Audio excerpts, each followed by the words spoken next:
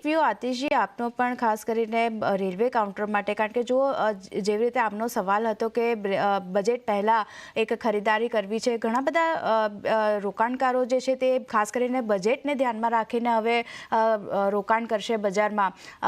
તમને આ વસ્તુ ક્યાં સુધી સાચી લાગી રહી છે? કારણ કે બજેટની એક્સપેક્ટેશન્સના હિસાબે જો રોકાણ કરીએ અને બજેટમાં કોઈ અનાઉન્સમેન્ટ એ સેક્ટરને લઈને ના આવે તો પછી એ સેક્ટરમાં પણ થોડું ઘણું કોન્સોલિડેશન જે છે તે આપણને બનતું દેખાતું હોય છે.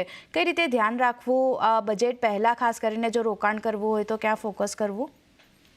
આપણે જોયું કે લાસ્ટ ક્વાર્ટરની જે જીડીપી ગ્રોથ જે હતી એ બિલો પાર આવેલી, તો ગવર્મેન્ટે એનું જે કેપેક્સ સ્પેન્ડિંગ છે એ વધારી નાખ્યું છે.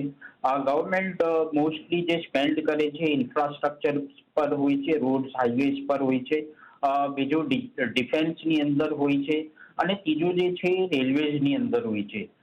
તો આઈ થિંક કે ડિફેન્સની જે સ્ટોરી છે, જે ડોમેસ્ટિક ફોકસ ગવર્મેન્ટનું જે પ્રોગ્રામ છે એનાથી ડિફેન્સ પર એક્સપેન્ડિચર વધારે આવશે એવું એક્સપેક્ટેશન્સ છે. તો ડિફેન્સની અંદર જે 3 મેજર કંપનીઝ છે, HAL છે, BEL છે અને મઝગાંવ ડોક છે, તો આઈ થિંક એ સારું પરફોર્મ કરી શકે છે.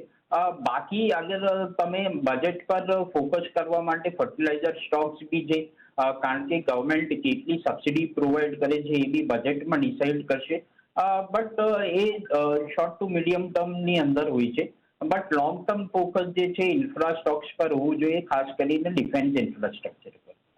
ઓકે, તો લાર્જ ફોકસ જે છે તે ડિફેન્સ અને ઇન્ફ્રાસ્ટ્રક્ચર, આ બે સેક્ટર પર તમે બજેટને ધ્યાનમાં રાખીને ફોકસ કરી શકો છો. અને ખાસ કરીને ફર્ટિલાઇઝર સેક્ટર પર પણ થોડું ધ્યાન જે છે તે રાખીને ચાલવાની સલાહ બનતી દેખાઈ રહી છે. આ કાઉન્ટર અને સેક્ટર ખાસ કરીને ફોકસમાં રાખવાના રહેશે. એ સાથે જ